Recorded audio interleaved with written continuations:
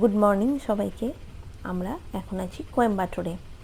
আর আজকে সকাল সকাল ব্রেকফাস্ট করে আমরা হোটেল থেকে বেরিয়ে পড়েছি আজকে কোয়েম্বাটোরের কয়েকটা বিশেষ দর্শনীয় জায়গা আমরা দেখব, যার মধ্যে প্রথমেই আমরা যাচ্ছি আদিযোগী, মানে ঈশা যোগ সেন্টার।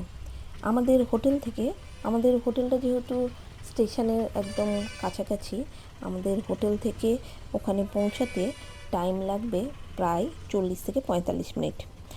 আর দেখো রাস্তার দুপাশে এই যে স্টেশন পেরিয়ে তারপরে এই হলো কোয়েম্বাটোরের রাস্তায় যেতে যেতে আমরা কিন্তু বেশ কতগুলো মন্দির দেখলাম রাস্তার দুপাশে।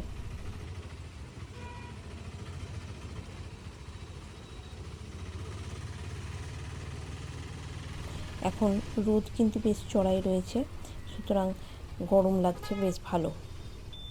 আর এই দেখো এখানে একটা চার্চের মতো করা রয়েছে।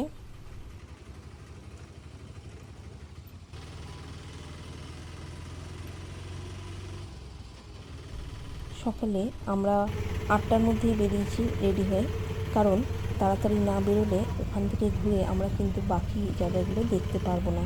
আর আমাদের হাতে একদিনই টাইম রয়েছে, কারণ আজকে রাত্রিবেলাতে কিন্তু আমাদের ট্রেন রয়েছে কোয়েম্বাটোর থেকে কন্যাকুমারীর জন্য। তাই তাড়াতাড়ি রেডি হয়ে বেরিয়ে আমরা আগে আদিযোগী দেখে তারপর বাকি জায়গাগুলো দেখব। আর এটা একটা কী সুন্দর মন্দির রয়েছে রাস্তার পাশে। এখানে কিন্তু বেশ বিভিন্ন রকম কালার মিক্সিং করে মন্দিরগুলোর কারুকার্য দারুণ সুন্দর।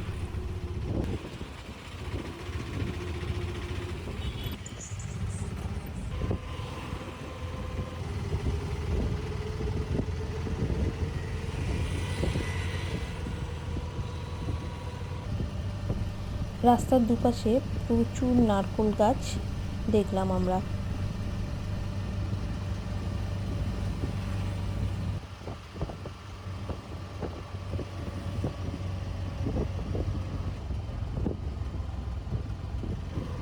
আর ওইখানে দূরে একটা পাহাড়ও দেখা যাচ্ছে কিন্তু।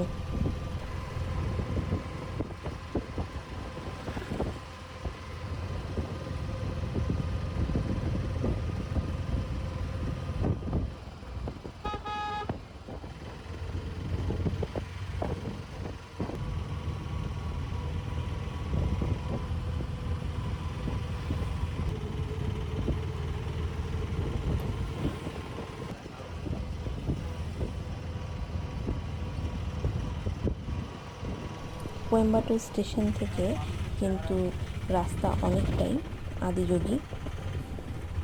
বাসে করেও যাওয়া যায়, বাসে গেলেও কিন্তু ওরকম 45 মিনিট মতনই সময় লাগবে। এই অটোটা কিন্তু আমরা পুরো মানে যে কটা জায়গা ঘুরবো পুরোটার জন্যই আমরা বুক করে নিয়েছিলাম। আদিযোগীর ওখানেও কিন্তু ব্রেকফাস্ট বা লাঞ্চের জন্য খাবারের ব্যবস্থা রয়েছে শুনলাম, তো ওখানে গিয়ে পৌঁছাই তারপরেই দেখতে পাবো। আরে দেখো কথা বলতে বলতে আমরা কিন্তু প্রায় পৌঁছেই গেছি। এখানে প্রচুর পরিমাণে নারকেল আর খেজুর গাছ রয়েছে। এই দেখো এটা হচ্ছে এই আদিযোগী ঢোকার সামনের যে রাস্তা সেইটা। এখানে আমাদের কিন্তু বাইরে গেটের বাইরেই অটো নামিয়ে দিল, কারণ ভেতরে অটো ঢোকার পারমিট নেই। এখান থেকে বাকি রাস্তাটা কিন্তু হেঁটেই আমাদেরকে যেতে হবে। বিশাল বড় জায়গা, আমরা চারিদিক দেখতে দেখতে হাঁটতে লাগলাম। আর রোদটা যেহেতু খুব বেশি রয়েছে তাই সঙ্গে ছাতা নিয়ে নিয়েছিলাম।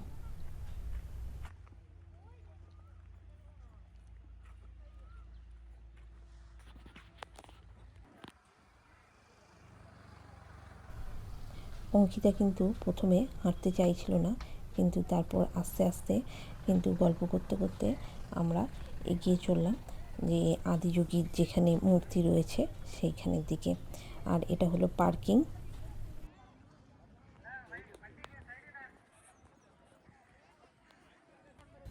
আর এখান দিয়ে কিন্তু টিকিট কেটে ভেতরে ঢুকতে হবে। এখান দিয়ে ভেতরে ঢুকেই তারপরে দেখতে পেলাম ওই দেখো দূর থেকে কিন্তু দেখা যাচ্ছে আদিযোগের মূর্তি। দারুণ সুন্দর জায়গাটা, দারুণ সুন্দর, চারদিকে পাহাড় দিয়ে ঘেরা, মাঝখানে বিশাল আদিযোগের মূর্তি। আর আশেপাশের জাস্ট সিনারিটা একবার দেখো। রোদ প্রচণ্ড রয়েছে কিন্তু সঙ্গে হাওয়াও দিচ্ছে।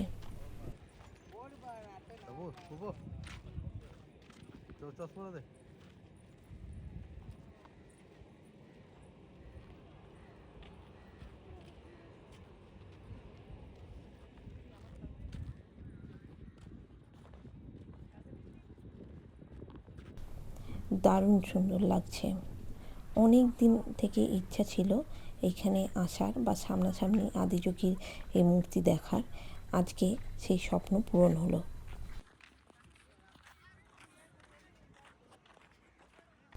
আদিযোগীর মূর্তির যেখানে বাঁধানো অংশ রয়েছে তার নিচে জুতো খুলে আমরা ওপরে উঠে চারদিকটা প্রদক্ষিণ করলাম। যদিও এত প্রচণ্ড রোদের জন্য কিন্তু বাঁধানো অংশের যে সিমেন্টের মেঝে সেটা প্রচণ্ড গরম ছিল, পা রাখা যাচ্ছিল না, কিন্তু তবুও আমরা কিন্তু বেশ কিছুক্ষণ ওখানে ঘোরাঘুরি করলাম। আশেপাশের দৃশ্য অপূর্ব সুন্দর, প্রচুর মানুষ রয়েছে এখানে এবং নিচে কিন্তু পুজোরও ব্যবস্থা রয়েছে।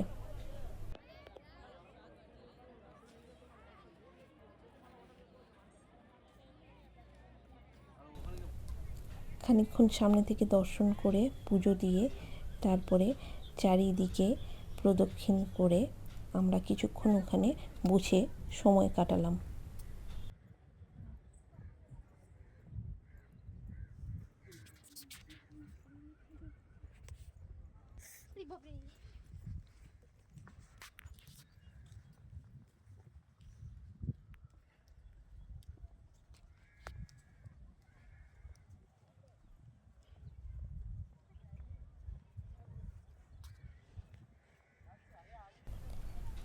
আদিযোগীর মূর্তি এত বিশাল যে সামনে থেকে দেখলে বিশাল বড় মনে হয়।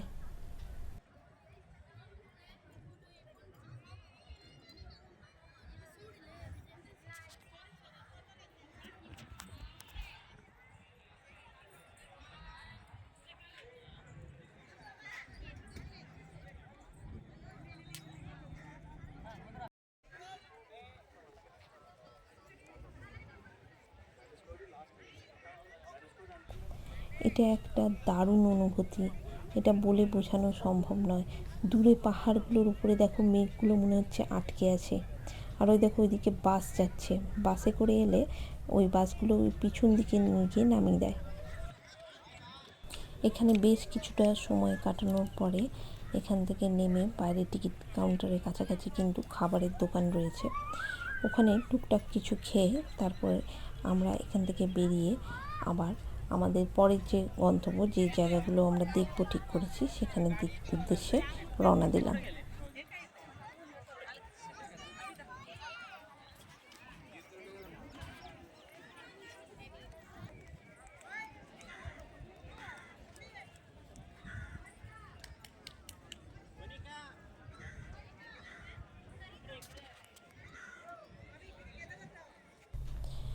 তো এরপরে আমরা যাব মধ্যমালাই মুরগান টেম্পল। ওটাও কিন্তু এখান থেকে যেতে প্রায় 40 মিনিটের মতো সময় লাগবে। তো চলো দেখা যাক। এখন ঘড়িতে প্রায় বেলা 12টা। এখান থেকে মধ্যমালাই টেম্পল দেখে তারপর কিন্তু আমরা যাব জিডি কার মিউজিয়াম। এর মাঝখানে কিন্তু দুপুরে লাঞ্চেরও ব্যবস্থা করতে হবে।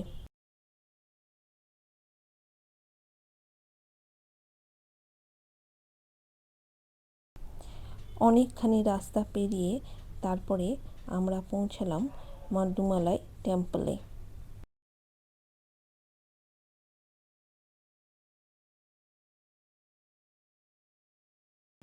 এখানেও কিন্তু বেশ কিছুটা আগেই অটো আমাদের নামিয়ে দিল। এখান থেকে হেঁটে সামনের দিকে এগিয়ে যেতে হবে। আর এখানে গিয়ে এখানে কিন্তু বাসের জন্য আমাদের লাইন দিতে হবে, কারণ এই মন্দিরের গেট থেকে বাসে করেই কিন্তু পাহাড়ের বেশ কিছুটা ওপর দিকে নিয়ে যায় এবং সেইখানেই কিন্তু রয়েছে মুরগান টেম্পল।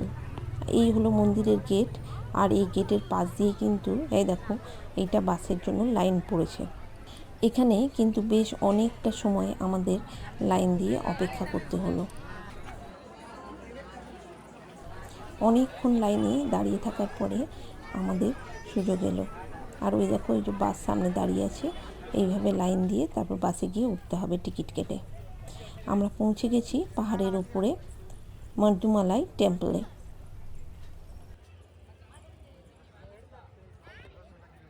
এই যে এই হলো মন্দির। এখানে মন্দিরে ওঠার জন্য কিন্তু বেশ অনেক সিঁড়ি রয়েছে। সিঁড়ি দিয়ে উপরে উঠে গিয়ে তোমরা দর্শন করতে এবং পুজো দিতে পারবে। পুজো দিয়ে নিচে নেমে এসে আবার এই যে ওইখানে সবুজ রঙের যে সেট দেখতে পাওয়া যাচ্ছে, ওখানে আবার ফেরার জন্য কিন্তু বাসের জন্য লাইন দিতে হবে। এই যে এটা হচ্ছে ফেরার বাসের লাইন। আমাদের দর্শন হয়ে গেছে, এবার আমরা আবার নিচের দিকে নামব। ওখান থেকে বেরিয়ে অটোতে করে আবার আমরা চললাম জিডি কার মিউজিয়ামের দিকে। এখান থেকেও এখন পৌঁছাতে সময় লাগবে প্রায় 30 মিনিট।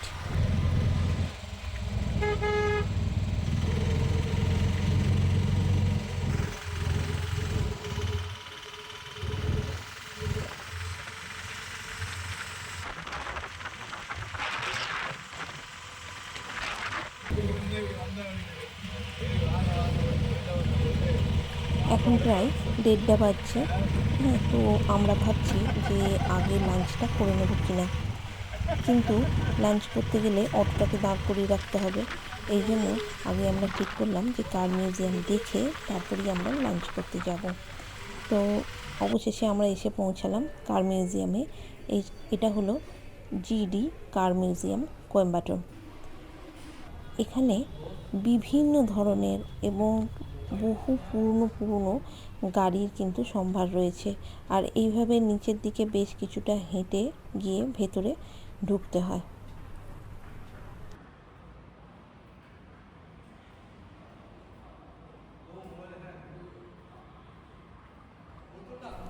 আর এইখানে দেখো দেয়ালের গায়ে গায়ে কিন্তু মানে গাড়ির যে সূচনা এবং তার যে ইতিহাস, চাকার ইতিহাস, এই সমস্ত কিছু কিন্তু এখানে দেয়ালে ইতিহাস লেখা রয়েছে।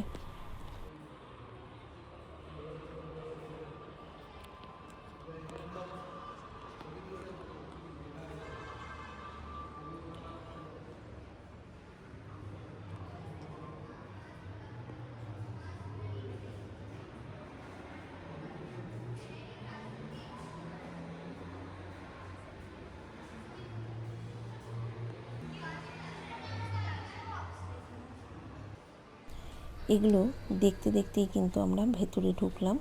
এখানে কিন্তু আবার স্ক্রিনও লাগানো রয়েছে, যেখানে কিছু ভিডিও কিন্তু দেখানো হচ্ছে।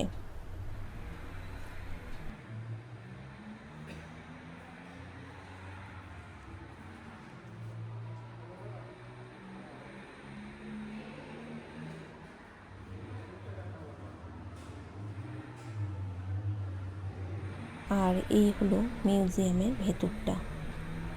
এখানে দেখো চারিদিকে কত বিভিন্ন ধরনের এবং কত পুরনো গাড়ি এখানে কিন্তু রাখা রয়েছে।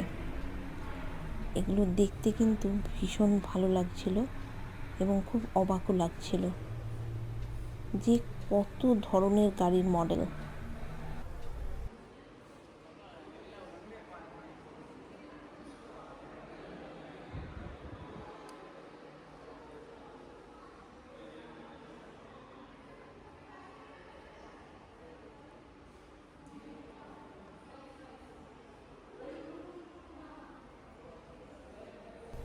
কিছু মডেল তো দেখতে দারুণ এবং তার কালারগুলো এত সুন্দর।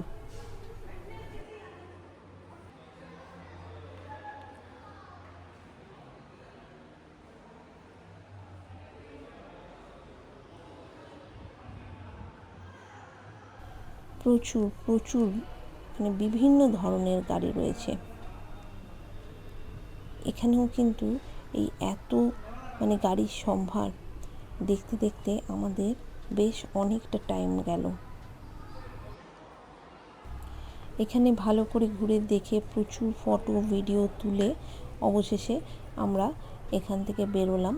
তখন ঘড়িতে প্রায় দুপুর 2:30টা এবং এখান থেকে বেরিয়ে আমরা সোজা চলে গিয়েছিলাম লাঞ্চ খেতে এবং তারপরে হোটেলে গিয়ে খানিকক্ষণ রেস্ট, তারপরে কিন্তু বিকেলবেলায় আমাদের ট্রেন রয়েছে কন্যাকুমারীর।